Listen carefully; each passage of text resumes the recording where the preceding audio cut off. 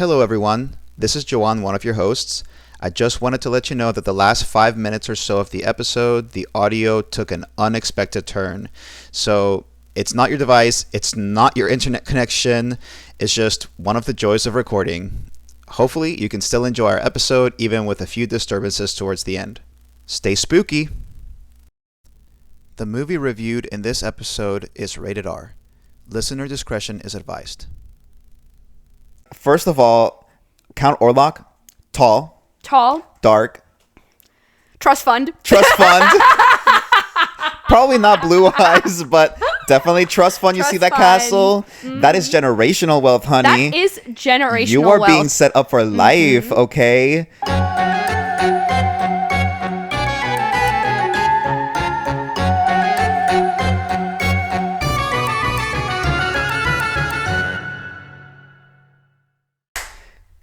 Good evening, everyone. Or morning? You know, it's fine. Welcome to the Scary Movie Nights podcast, a bi-weekly podcast where the scares are real, but the friendships are realer.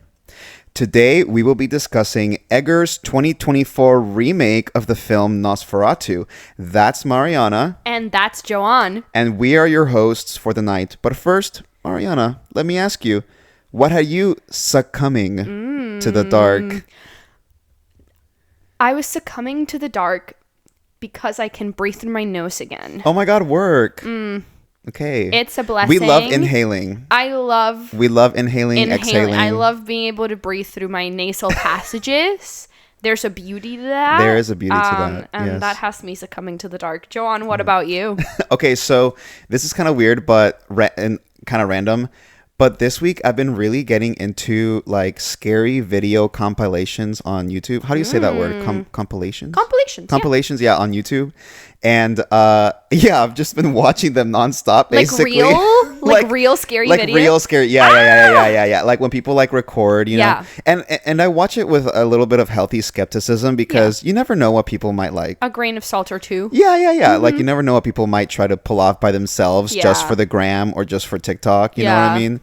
So, but man, some of these I'm like, I was like, hell no. I would move immediately out of this place. Yeah. Like, it's crazy. I'm out of there. So, immediately. I got into them originally when I was wrapping gifts on the 24th. Uh-huh. Oh, that's so Christmassy. Yeah, I know. I was like, what can I put on the background to, you know, just like pass the time while I'm not like, so all of my senses are engaged, you know, because I'm very much like, all of my senses must be engaged all at once. Cannot be having a single thought. Nothing can. Correct. Yeah. Nothing can go through my brain, even though nothing really goes through my brain anyway. But I started like a compilation, and ever since the 24th, I've just been like watching all these videos, and Brian laughs at me, but then also is like low key, like, wait, what happened? Wait, I didn't see anything. Rewind. And rewind.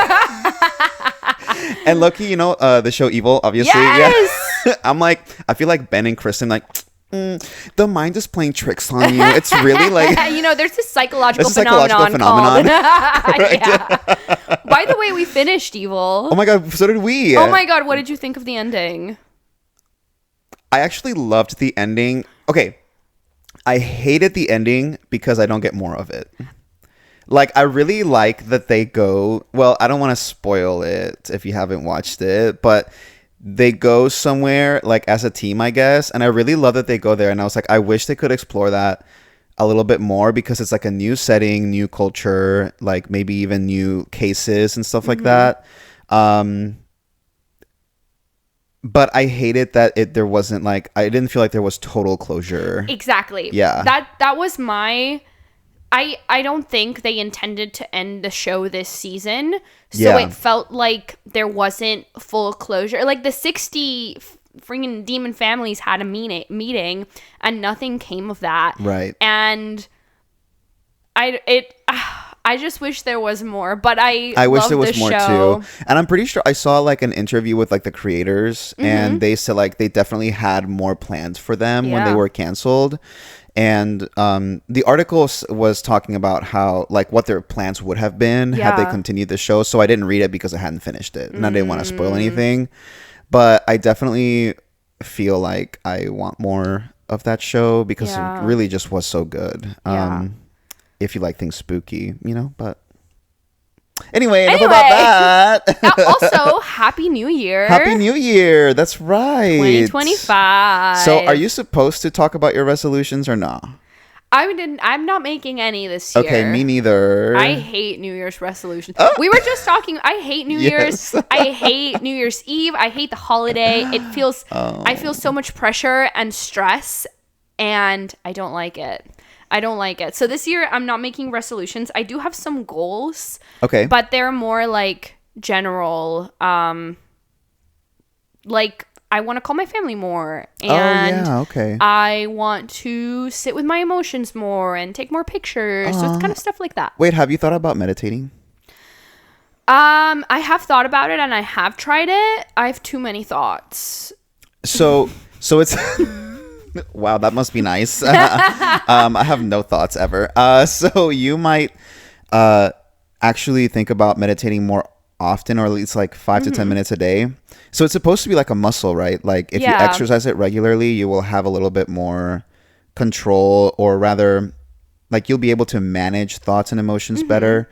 I meditated for a little bit a while ago. It was like almost like a month, and I definitely felt the difference of like I was able to take in emotions and I don't even know how to really describe it, but like observe my emotions and not let them affect my everyday life. Yeah. And it was great. So I would like to get back to meditating, but it is tough for me to like sit down and be like, okay, for the next 5 minutes, I'm going to do this meditation thing. I think I have a really hard time whenever I'm having like negative emotions, when I'm like angry or sad and I just want to like, I want it to be over, but I think that can be counterintuitive. Yeah.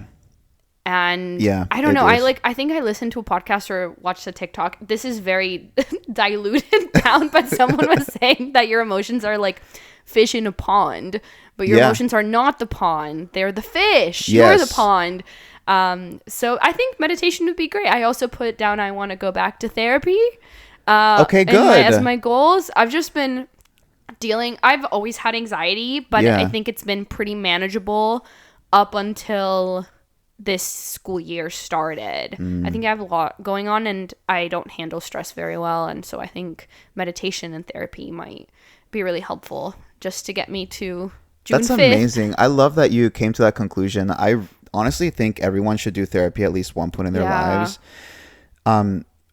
Most of us have shit to figure out, you know what I mean? But people don't think about therapy for stress management. No. And I feel like that is something else that we need to talk about too. It's like not just work on yourself, but there are times in all of our lives where we go through an intense amount of stress, etc. And just like anything else, if you just ask for help, someone would be able to help you manage it. And there are like strategies out there that are like scientifically proven to help. Like there's physiological stuff to it, because I did at one point I was also feeling very stressed and anxious at work, so I started therapy at the time, and my therapist would tell me to use these like strategies, and I still use them like to this day, but I think I just need a little bit more. Yeah, it's like coaching. Yeah, absolutely. Good for you, girl. I'm so proud of you for deciding that. That's so cool. I know. Now I need to actually like do it.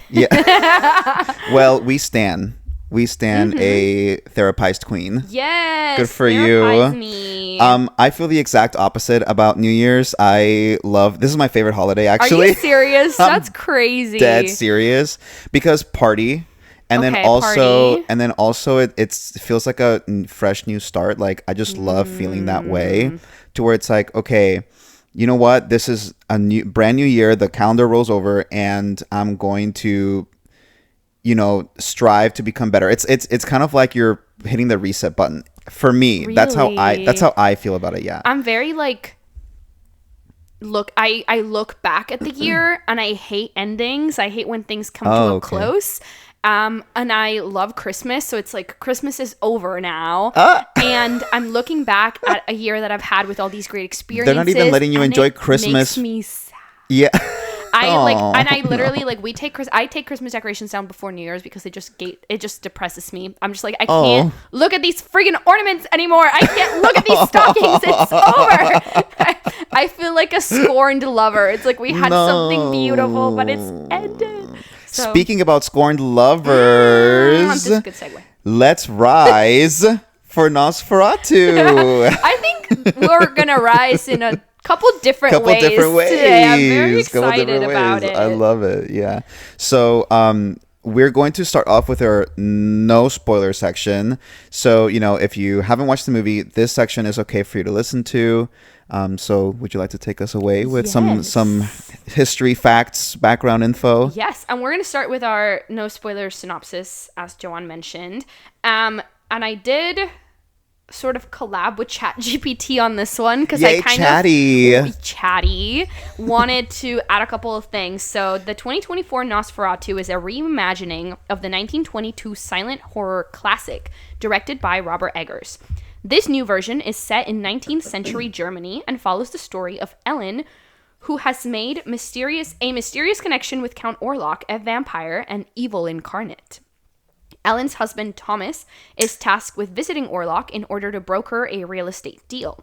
Thomas encounters a monster and fights to no avail to prevent Orlok's evil from plaguing his hometown.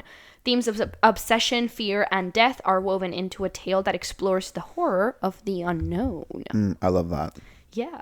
I think that's a really good synopsis. I agree with you. Themes of obsession, fear, and death is such a good way to put this movie into like a little box, if you will. I think one thing that is left out of here is like, I guess misogyny. Okay. Like, I think I'll talk about it more, but I think there's a theme of like women being sort of almost like tied down by society. Like all the talks of like, you're crazy because your husband's missing. Yes. It's just... I was like, all right. Yeah. Anyway, we'll talk about it more. Yeah. Now, I'll talk about casting a little bit. Now, this movie is star-studded. We've got Bill Skarsgård, who is a hottie with a body. Sure. We got Actually, that full frontal was incroyable. I gasped. Me too. I was like, oh. I guess that might be a spoiler, but... I don't know if it's a spoiler because it happens early on. Yeah. And it's really just a full frontal. So, like, just be ready for it. It was like, okay, wait. We have... Billy... Wait, did you know that the piece, Orlok's piece, was gifted to Nicholas Hoult in a frame by Robert Eggers? It better be. Okay, I would love to know if they surprised Nicholas with that. I think it was a rap gift. No, I mean not with the scene. Oh, like I wonder if he didn't actually kind of know what was happening, or if Bill Skarsgård just stood up and Nicholas Hoult was like, that's like his actual reaction. That would be great. Okay, so we've got Nicholas Hoult as Thomas Hooter, Lily Rose Depp as Ellen Hooter. Honestly, I think this was an Oscar-worthy performance for Lily. For Lily, yeah. Honestly, I'm not gonna lie, all three of them, I really enjoyed all three performances. Amazing.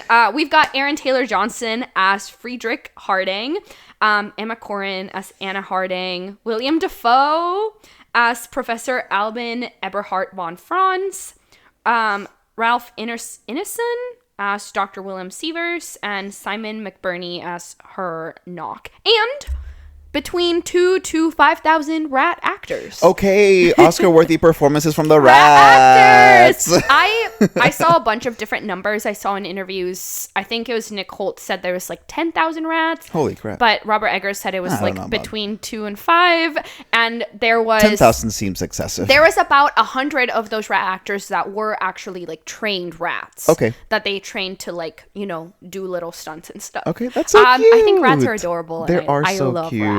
They are cute. I love but them. I did read and see, and actually it was an interview that they would pee and poop everywhere. Yeah. And there was a scene where someone has rats biting them, and they got peed on by those rats because it was like 14 takes. Now, Bill Skarsgård was originally cast as Thomas Hooter.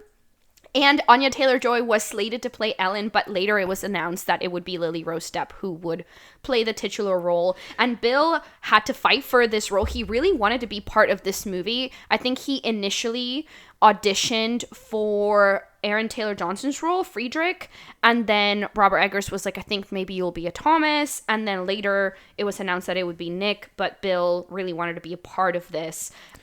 So I think that was a very wise choice all around by the casting crew because Bill Skarsgård has a lot of experience, and to be honest, he's just good at playing a monster. He is. Like playing a monster. And Barbarian. Yes. When he was in Barbarian, because he's so often cast as the monster, you're so expecting him to be the monster in that movie, which, you know, I won't spoil it. But Bill Skarsgård is such a great monster. And he did such a great job as Count Orlok. And also, I loved Nick Holt's performance.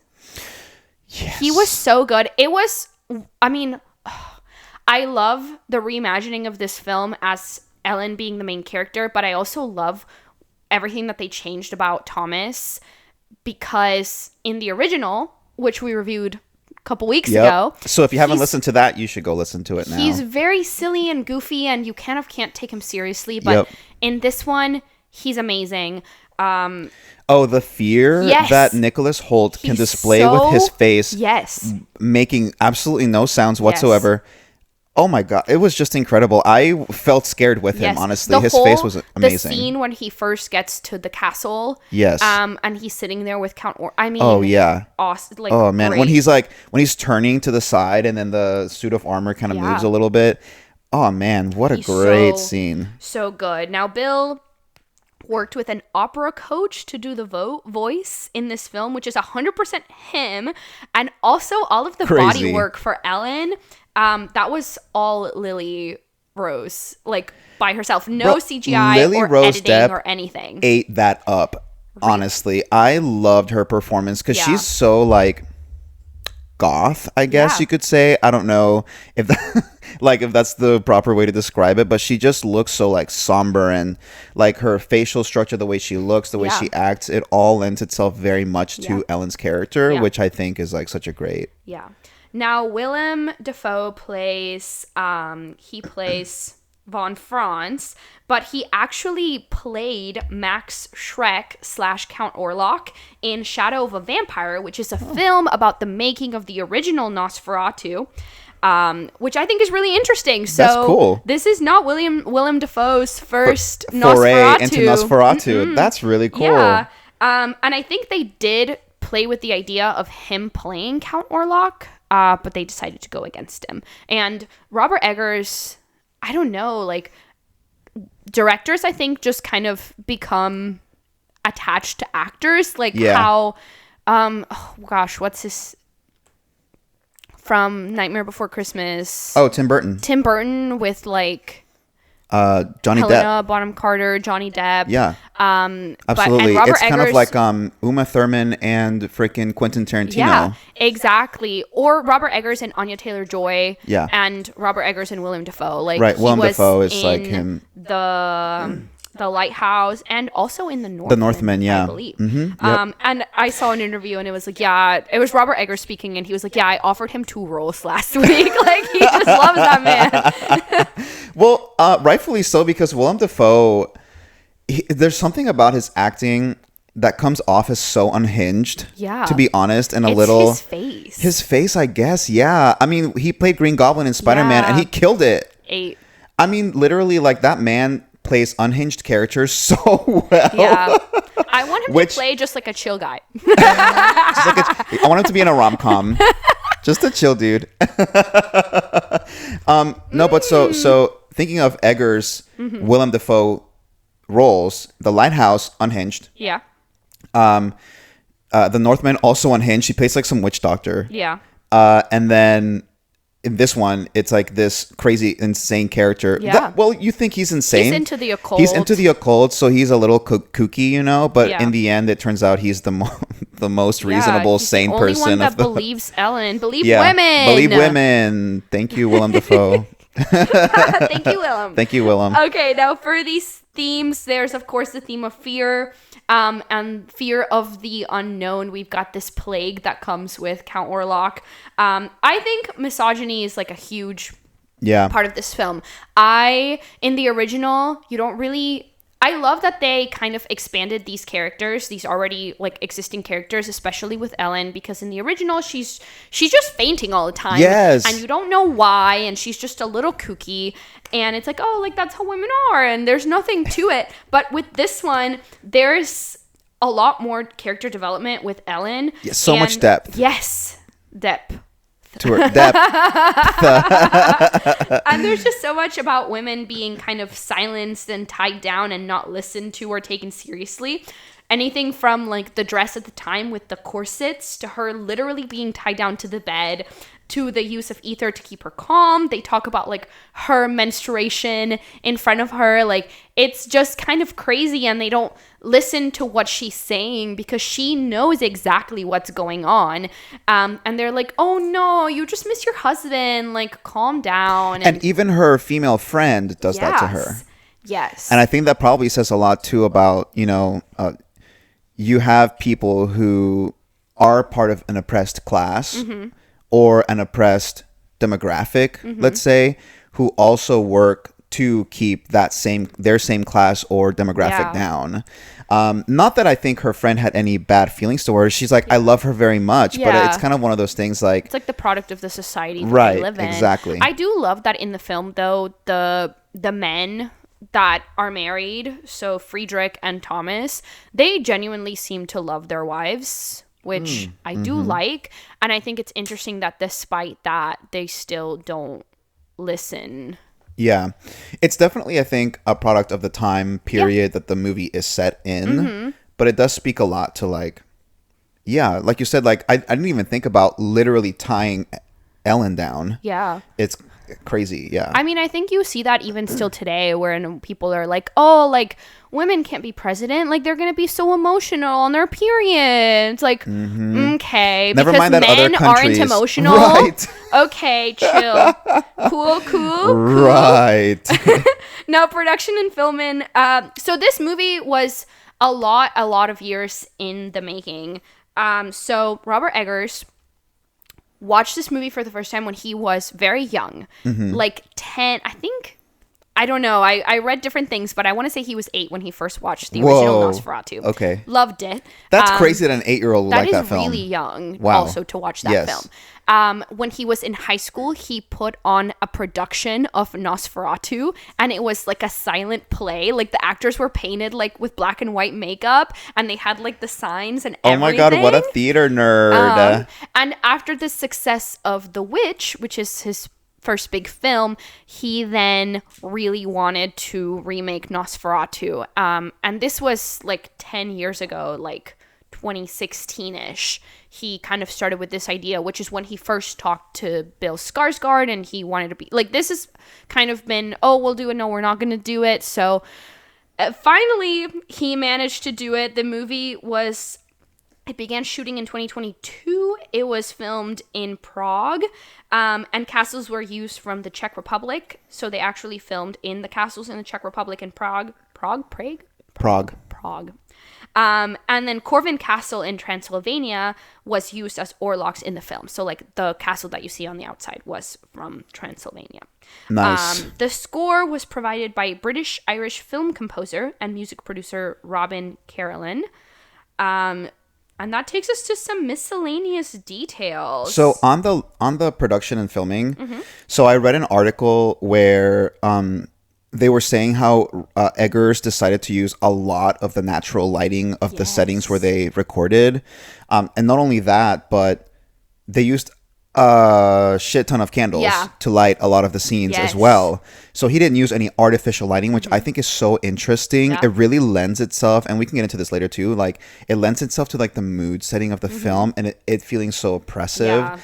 A lot of Eggers' film have this theme of like oppression, and he uses lighting and setting to really drive that home. And he's so good at it.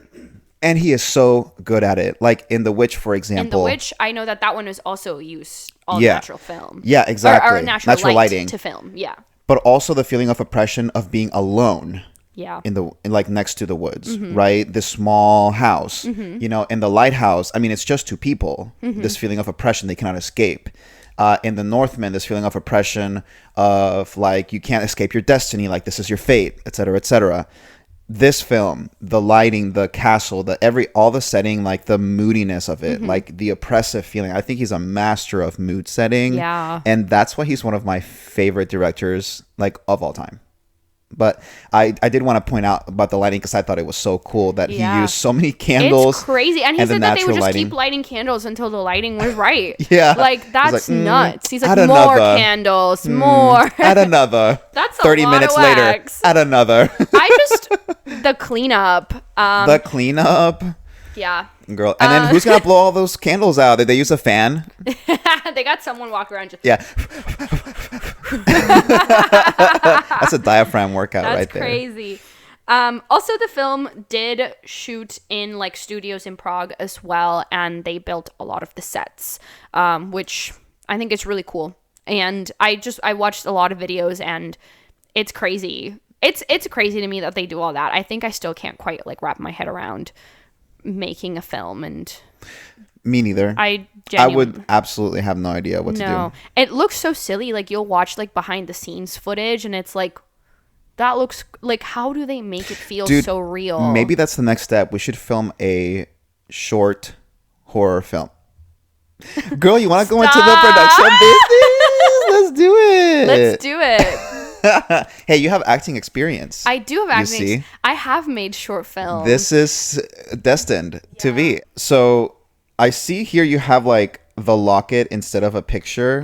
That's really interesting because I do remember him, like one of the weirdest scenes of the movie is like he opens up the locket and he like just like inhales the whole. I'm like, hello? Yeah. Like, bro. Yeah. And she's like, it smells like lilies, which is a really is it lilies? No, it's not lilies. I don't it's remember. Lilacs. Yeah, lilac or something like that. Which I think they play a really big role. Her dress in a lot of the scenes have like purple hues, and then there's the scene with the flowers where she's like, throw these out. Yes, those are lilacs. Yes, and she smells like lilac. I do have some derivations from the original film that I myself noticed, so there's probably some stuff missing. The first huge one I think is Hooter's demeanor. Sorry, I didn't mean to stop you. So because I wanted to see what, because all flowers symbolize something, right? Yes, especially in like Victorian England. I watched a video and then I forgot. Okay, so I just Googled it. So it says lilacs have been part of courtship, nostalgia, and femininity for centuries. So I think an expression of gentle encouragement, emotional expression, and early love, which is really interesting. So I do wonder what that could mean. If it even means anything. It might have just been something that he used, but it seems very intentional. And I think a lot of the things that the decisions and choices that Robert Eggers makes are intentional. Are very intentional. I don't think that it's just like coincidental. Correct. So Hooter's demeanor throughout the entire film. Yes. He looks scared, as he should.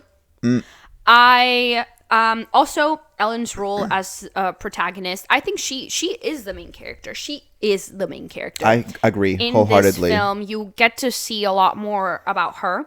They use a locket instead of a picture. So in the original, whenever Hooter goes to Orlok's castle in Transylvania, he pulls out a picture of Ellen, and that's the first time that Orlok sees her, and he's like, dude, what a beautiful neck. The baldness and front fangs that they ditched, the general changes to Orlok.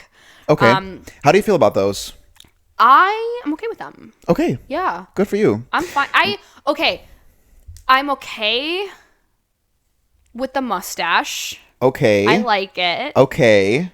I do wish that there was a little front fang going on. The front fang, it was kind of cute. I feel like it's so like iconic. Like, how are you not going to have at least a little front fang, you know? The front fangs were kind of cute. Instead, he has like razor sharp teeth, like shark. But the mustache. You don't like it? No, I do, but it had to grow on me. When I first saw it, I was like, the hell is that? And then so I literally Googled this because it laid heavy on my mind or whatever. It weighed heavy. It weighed heavy on my mind. And so I looked it up, and Robert Eggers did say like his decision to include a mustache for Count Orlok is because of the time period. Romani men they would have had. Yes, they would have had, like, all men had a mustache back Yeah. then in that area. And so he said, well, I wanted it to be more true to the area. Yeah. And so he decided Count Orlok should have Yeah. a mustache. And what a grand mustache it is. I think that so. mustache is heavy. It's glorious. Bushy. I love it. Bushy. It's large and in charge. I also love that he really wanted to ditch, I guess, more modern depictions of vampires, and he went back to like the original like scripture, like The original scripture. like original descriptions of vampires, The lore, lore of people who actually believed in these vampires, and they were like decrepit, like decaying bodies. Yeah. And so that was used to, create this modern day 2024 Count Orlok, who absolutely looks deceased. And Robert Eggers does that a lot. With The Witch, for example, he went into old like accounts of witches for people who believed in witchcraft and witches. Not that it's fake. That's not what I'm saying. I'm saying that for that time period, he went and really looked at that lore and implemented that into his film. Yeah. And he, for like The Witch, he used original account verbiage, words and dialogue from that time period and put it into the film. That's awesome. And so, it's very, very Eggers to do this, which I really love. Man does his homework. I mean, he's been wanting to make this project for many, many years. So yeah, it checks out. I also really love that they kind of flesh out a lot of characters, like Friedrich and Anna's characters and their daughters. That was one of my complaints about the first movie. Not that it made the movie bad in any way, but I was like, if I could improve anything about this film, it would be to include more character development, especially for Ellen, because Ellen in the first film was not very explored. I agree. And I think perhaps it was a silent film. So maybe there was, I think with, what is it called when movies have sound? Oh, they like used to call them something. Moving pictures? Because it was moving pictures, but it was like soundies or something silly. Soundies? I love that. Wait, No, I'm going to call it soundies anyway. Soundies. Doesn't matter. I think there's a little bit more room for developing these characters and to have dialogue. Like you don't have to have like a million like placards. Although I would with say text. like the first movie, I definitely think Hooter was the main character. Yes. No, yeah. Whereas in this film, I definitely think Ellen was the main character. Absolutely, it's Ellen. Yeah. Yeah. So that's a big change. Yeah, huge change. And I do love Friedrich and Anna's characters too. Yes. I actually really love Anna.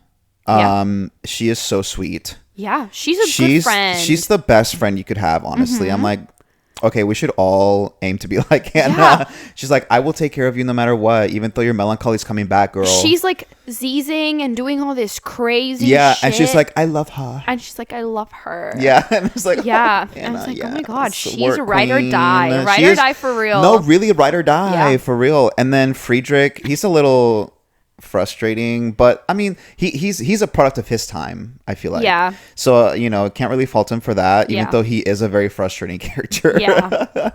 For sure. He's like the bro. Yes. You know what I mean? He's like so very bro-y. Much bro. Very bro-y. Yeah, he is. He's like, you hearing this shit? I mean, so many words, Yeah. He's basically like, you hearing this shit? That's whack. Yeah. And he just but he does love his wife and his daughters. He does very much. It's very sweet. Like that's one of the first lines of dialogue that he has. It's like, oh yeah, like I love these fun kids. I'm like, yes. All right, so we're going to move into our spoiler section, I think, because to talk about some of the stuff that I want to talk about, we really need to talk about some spoilers here. Yes. Yeah, so if you have not watched the movie, which is very possible, it just came out. Yes. If you do not want to know too much about the plot, as far as spoilers go, definitely stop listening now. Go watch the film in theaters right now, immediately. Like, you need to go watch this film in the movies. And then come back and listen to the podcast. Yes. Okay, so we don't have to start with the good, the bad, and the spooky. We can just kind of say our general opinions first. So is there anything in this film that stands out to you in any way? I think the biggest thing that stands out to me is Ellen as our protagonist. Okay.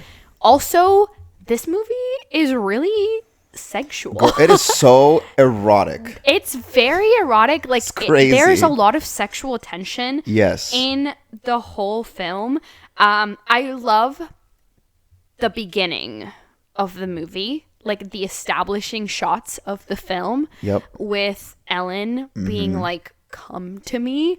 She's like lonely, and then she's making all these noises too, to where it's like, oh yeah, girl, she's moaning straight you are up. enjoying this, but honey. I just also think, like, you know, we have different views of like mental health and mental like illnesses today, and at the time, like, they couldn't say like, oh, like it's bipolar disorder or it's this, and they were just like, oh no, it's melancholy, we just need to drain her blood a little bit, throw some leeches on her.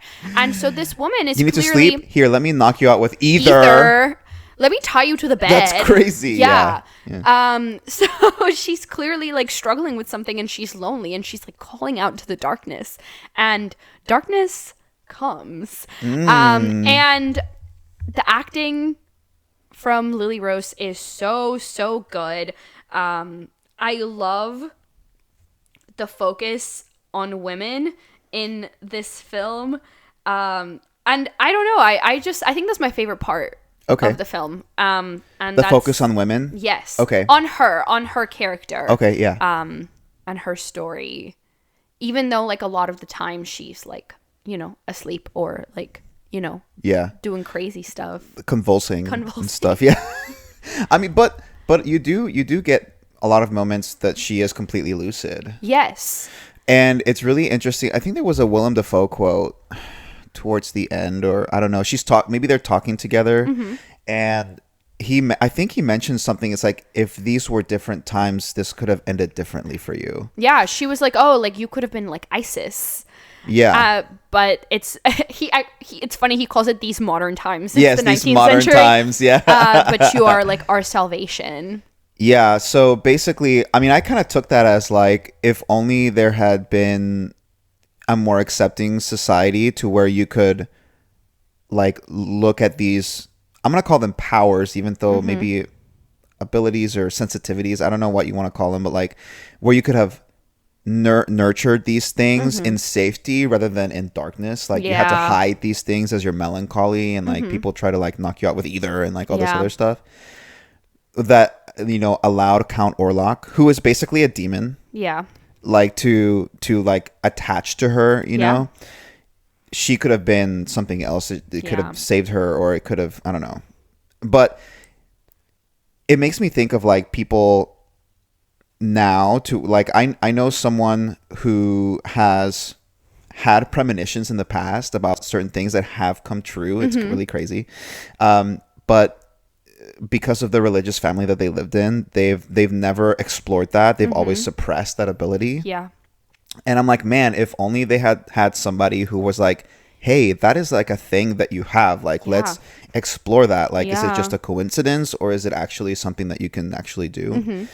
And it's just really unfortunate that we're so closed-minded to those kinds of things. And when you don't have that safety, it makes you vulnerable to then these, I guess in this film, these forces of evil. Like, it makes her vulnerable to Orlok, and it's almost like the way that she talks about Orlok, it's not like she's not scared. She's like, there's some, I don't know if it's affection there, but when she was lonely, like, he's the one that came for her. And she knows him. There's sexual tension between them. There is. And even at one point, she's talking to Thomas, and she was like, I had a dream the night before a wedding, and I was marrying death itself, but I was so happy. Yep. Like, and everyone was dead, but I was happy. Like, it's kind of crazy. Yeah. Like, the thought process that happens there. I completely agree with you. Yeah, because no one believed her. Yep. And the one that did believe her happened to be this evil vampire. Yeah, this evil vampire who literally leached onto her. Yeah. And Willem Dafoe makes that point to where it's like, I'm sorry, but this is the way that things have happened, and you are literally the only one who can save us. Yeah. And I love how he was like, it's okay, I'll keep your husband at bay. Yeah. And I was like, oh, because Nicholas Hoult thinks he's the protagonist. Honey. He thinks that he's going to save her, he thinks he's the savior. She's saving everybody. Correct. Period. Thank you, Ellen. I love what he did with the film. We were talking about earlier. I know you're seeing Baby Girl later, but I've already seen Baby Girl, and like I felt like the sexual tension was better in Nosferatu than in Baby Girl. You might be right because, like, first of all, Count Orlok, tall, dark, trust fund. Probably not blue eyes, but definitely trust fund. You see that castle? Mm-hmm. That is generational wealth, honey. That is generational You are wealth. being set up for life, okay? And apparently he's a great lay. Apparently. Hello? So he lays it down real well. Yeah, he's hung. I mean, he's hung? He's ripped? Yeah. I was like, dang, what's your workout routine count? Yeah. Like, honestly, like, I loved this movie so much because Eggers was not afraid to go there. It's like there is so much sexual tension, and at one point, myself, I was like, is he kind of hot? I mean, like, there's maggots on his skin and everything, but like, I could overlook that. Yeah, like, if he treats you nice and believes you. Hello. Yeah, like, I'm there. Hello. You want some blood? I can make more. Also, the scene whenever she's like, you could never please me as he could. Oh, I literally... Yeah, I covered my mouth. I was like, oh my god. Also, Aaron Taylor Johnson bulge? Did anyone catch that? It's literally like, dude, it's the lighting. It's all eye level. Candles. It is eye level. It's Robert Eggers turning on and off a bunch of candles. Hello. He's like, we need more shadow on the left side here. Yes. No, it was crazy because it's a pretty... So long scene. Yes, it is, and the pants he's wearing are kind of tight. Yeah, like they're just and not. They're striped. Yes, like pinstripe sort of pants. I want to say, so, maybe. And the lighting is just right, and he's hung, and I was like, is that no? And then the scene kept going, and at one point he steps forward, and I'm like, That is. That is. And I looked over at you and I was like, oh my God. And that adds to the sexual theme of the movie. There's just so many things, I feel like, and going back to like the misogyny and like it's almost like women's liberation almost, to where it's like, we're talking about women's sexuality also, and how she is using it to liberate herself from this oppressive society. And liberate everybody from this evil and this plague. Right, exactly. Yeah, there's like sex is such a big motif and theme of the movie. And I think it's, people almost think it's like, because when she starts, when the doctor and Aaron Taylor Johnson's character, what's his name again? Thomas? No. Friedrich. There you go. When Friedrich and the doctor are like talking about Ellen, and she's like semi asleep, but she's talking in her sleep, and she starts like writhing, like sexual, like, they're like, oh, it's like she misses her husband. Go like knock her out with either. Like maybe, they treat her sexuality as something that's evil. Maybe that's what it is. Like maybe Ellen is just having these, because she's a young girl when she calls on Orlok. Yeah. I mean, she's young in the film. I think at the time women married young. Right. She was probably like late teens, maybe. Yeah.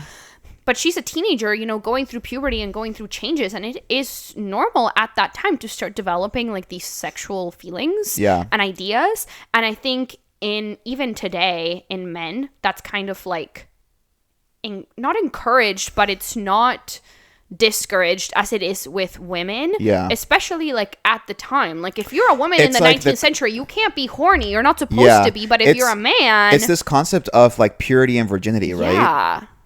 Like if she'd just gone laid, maybe she would have never called on Orlok to begin with. That's what I'm saying. She was just horny. Horny. I mean, she stayed horny throughout that whole movie. She did. Whoa, wait, I just realized something. Yeah, she stayed horny throughout the entire movie, and I bet you the only time she probably like orgasmed was at the end. I wonder if that's a thing that Robert Eggers was planning. Because I mean, like, she's totally naked with Count Orlok on her bed, right? And he's like sucking on her like chest or whatever to like drink some blood, but like that scene is they're having sex, like basically. Yeah. So I wonder like if that final like act, sexual act, is like what liberated the entire town from this evil. Maybe there's some meaning in that. Yeah, maybe that it is the climax of the film. The climax. Yeah, there you go. Yeah. Well, I really love this theme of like, I don't know what I'm trying to say, but Eggers, like I said, Eggers is not afraid to go there, and I'm glad that he did, and I feel like it really does make a statement of like, hey, look, like sexuality is human, like it's a human thing, like, and it's okay to feel certain types of way, and it's wrong that we demonize it. Yeah, and when you demonize it and you have people shoving these feelings down, that makes them vulnerable. Yeah, that's true. I think. Yeah. To act a fool, like let's say summoning a demon. Yeah.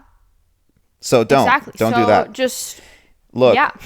Yeah. There's other things out there. There's tools. So let's talk about the good, the bad, and the spooky. Okay. So you're gonna go first. Okay, I'll go first. What's the good, Mar? Okay. I love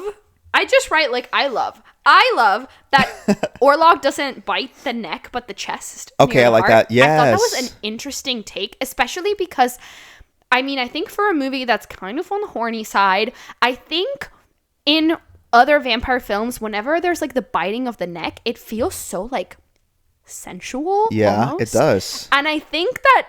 Well, I feel like that's such an erogenous zone for so many people. Yes. Is that the right word? Maybe. But like, you know what I mean. But he's biting like in the chest. Also, I gotta say, like, there's a sternum there. Like, is he biting through the sternum? Well, that's why when he bites, happening? that's why when he bites them, you hear the crunch.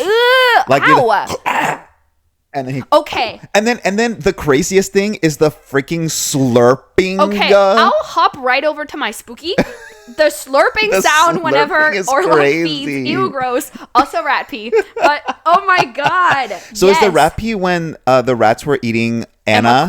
Yeah, Anna. Oh, yeah. That's what I thought. That's crazy. That was such a horrendous scene. Had maggots on him. Yes, like, honestly, maggots I on don't his think skin. Acting would be for me. That's crazy. Actually, I hate maggots, but I would have maggots on my skin if I could be in a Robert Would Eggers you film. rather maggots on your skin or rat pee? Oh my god, that's crazy. Maggots on my skin. Are you serious? I'm rather serious. rat pee. No. Are you kidding me? Because maggots only eat like decaying things, like dead things, so they don't actually eat your own living flesh. Of maggot. No, I would rather have rats peeing on me. Okay. Yeah. Sorry. No, I would rather maggots. You're one. There's two kinds of people in the world. Maggots on the skin or rat pee. I'll take rat pee. Okay, I love that Count Orlok looks dead AF. I love it. Yes. He looks so creepy.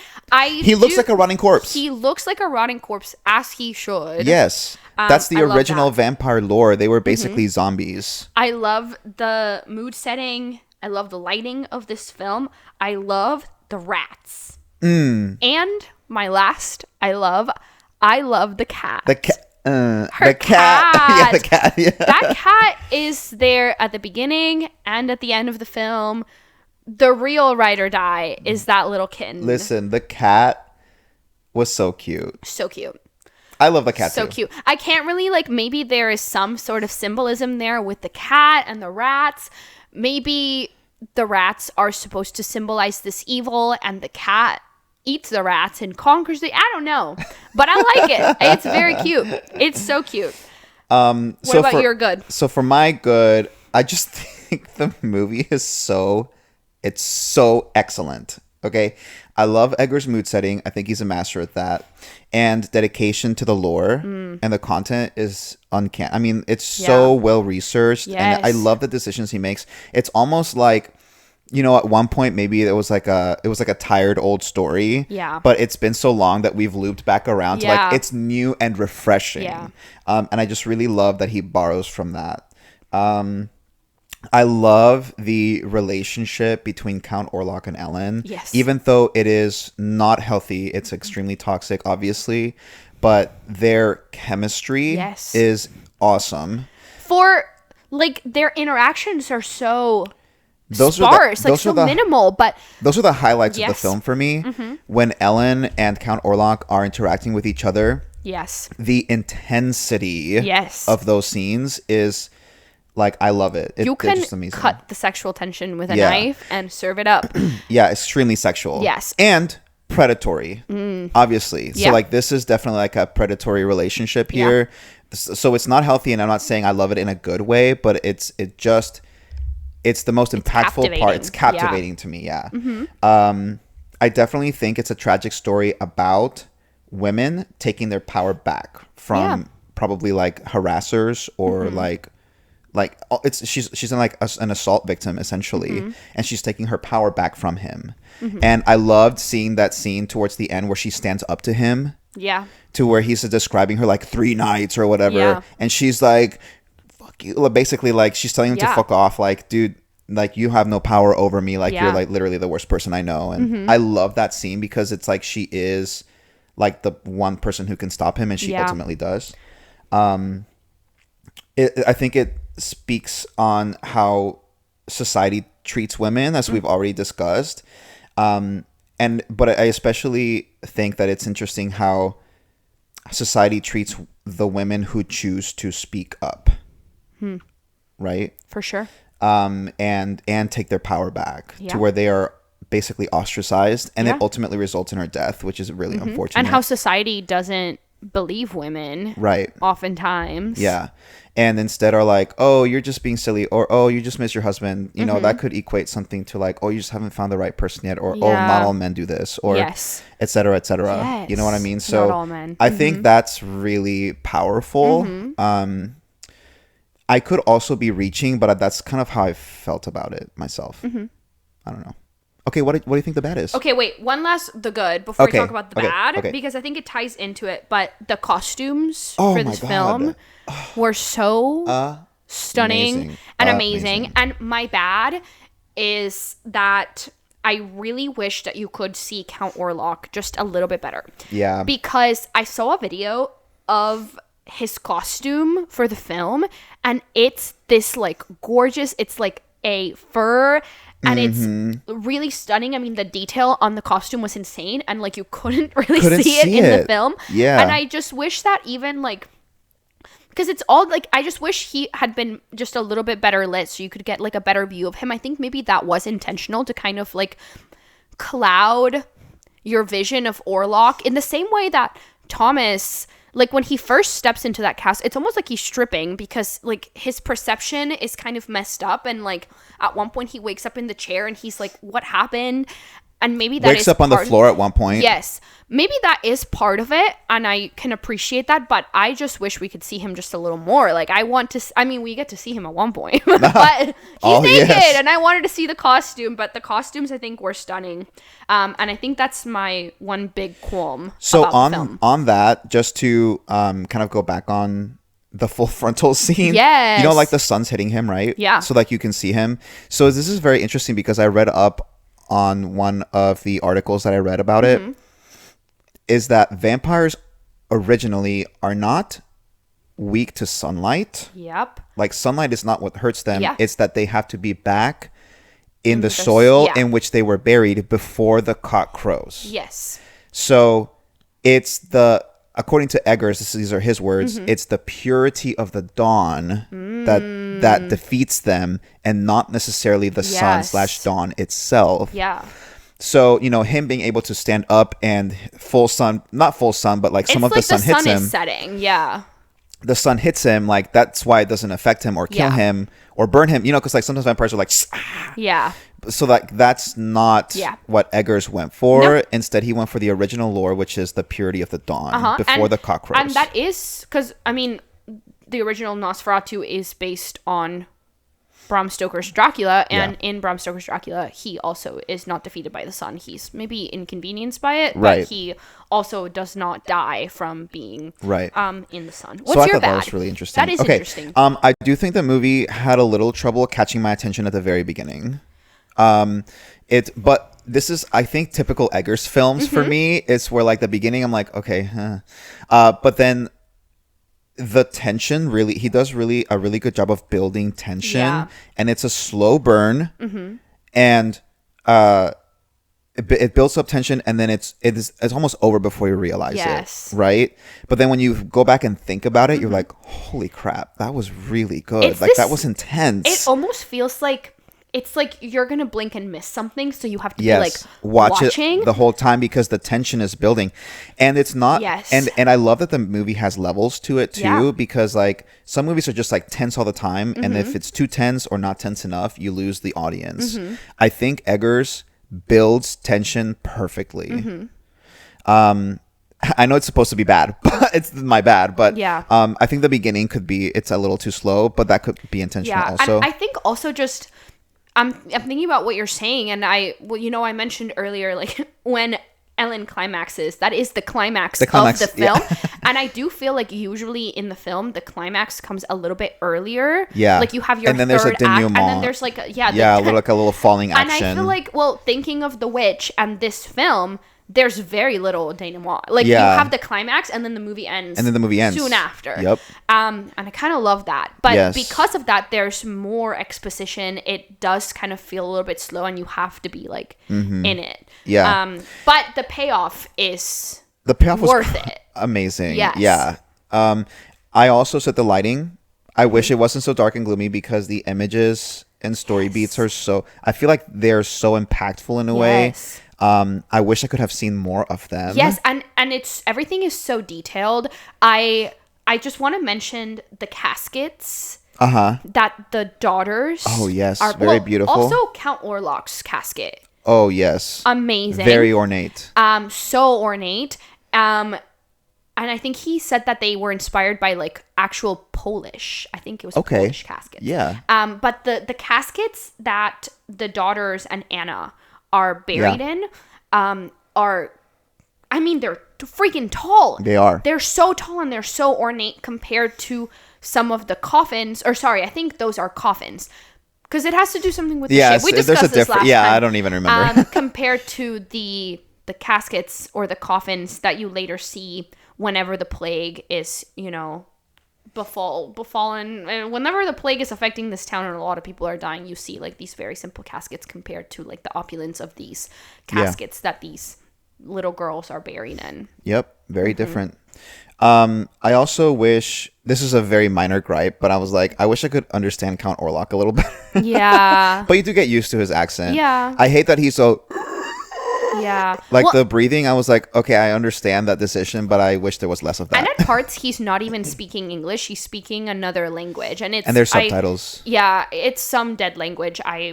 Robert Eggers said what it was, and I forgot what it was. But he does speak another language at one point. That's crazy interesting. I just wanted to see him a little bit more. Yeah, see him and hear him. But, I mean, it lent to the mysticism of, like, and the mystery of Count Orlok, Yeah. So you already did your spooky, or do you want anything else? I mean, I already kind of did my spooky. It was the slurping whenever Orlok feeds. And also Lily and the Rose dripping Depp's, like, body work. Period. That's what I said. Yeah. Lily Rose's body horror was awesome. Nicholas Holt's terror on his face.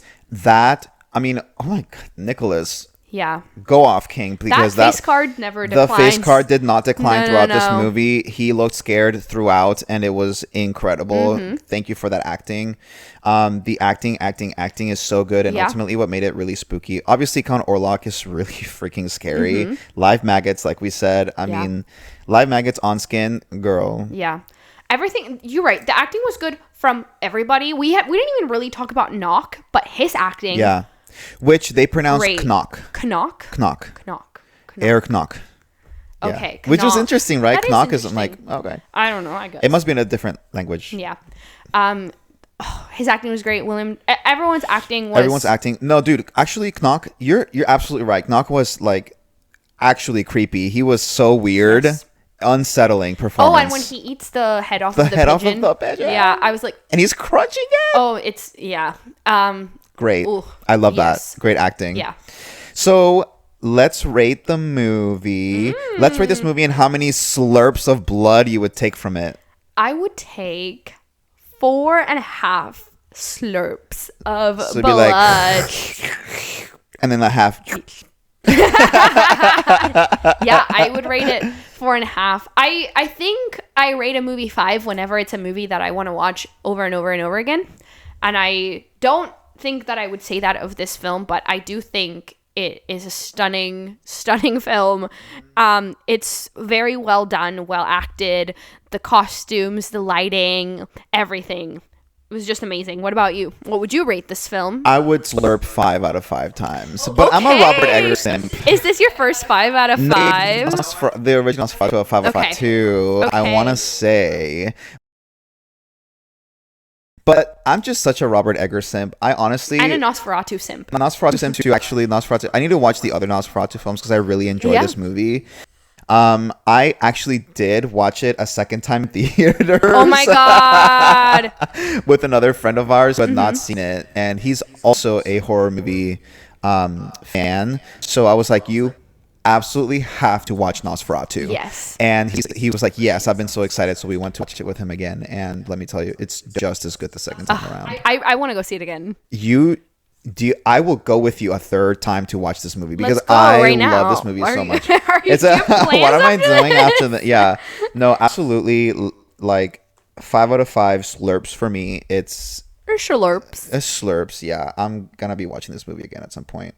So now, let's see if Letterboxd agrees with our ratings. Yes. In this section, we read memorable Letterboxd reviews and if they're interesting, especially insightful, or downright hilarious. So I just opened it up, so let's take a look at some popular reviews. And this has 3.9 stars on Letterboxd. Yeah. I believe that. A little low for my taste, but I think that kind of agrees with the Metacritic. It only has 85% on Rotten Tomatoes. Yeah. I mean, I'm a horror lover, so all of my horror movie ratings are typically higher anyway. Yeah. So, and then it's Robert Eggers also. Not everyone has the patience for a Robert Eggers film. This person, Zue, said, "The dangers of a little crush." I like this first one. This is girl actress Lily Tor. So many relatable things about this movie. One, being drawn to an ugly evil guy, and even though everyone's against it, you just can't help it. Just can't. 2, having to trick your husband into thinking he's saving the day so you can save the day. And 3, not wanting people in your house for too long. Yes. That's because Friedrich is like, okay, I'm gonna call you an Uber now. Yeah, he's like, you guys have got to go, both of you, and they're both like not okay. They're not okay. They're like limping through town back to their house. Oh my god, wait. Okay, I don't even know how to read this, but so it's okay to sing along during Wicked, but if I start biting people during Nosferatu, I'm in the wrong. Interesting. Okay, Kevin Porter said, "Hawks for a twat." Hawks for a twat.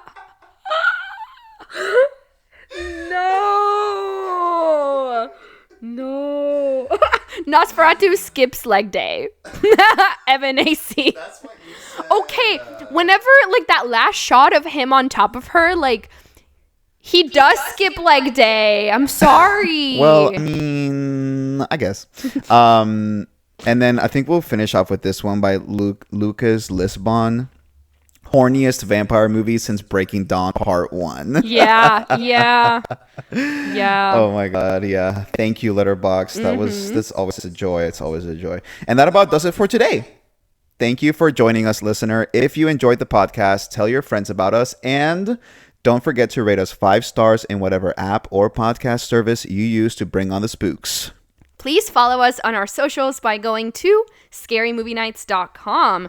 Our 2 most used social media platforms right now are Instagram and Facebook. Just search Scary Movie Nights on either platform and you'll find us. You can also message us through our socials or by sending an email to spooky@scarymovienights.com. Tell us what you think about the newest Nosferatu. Did you watch it? Is it your thing? How many slurps would you take from it? My name is Joanne. And I'm Mariana. And thanks for joining us for another Scary Movie Night. See you in 2 weeks. Stay spooky.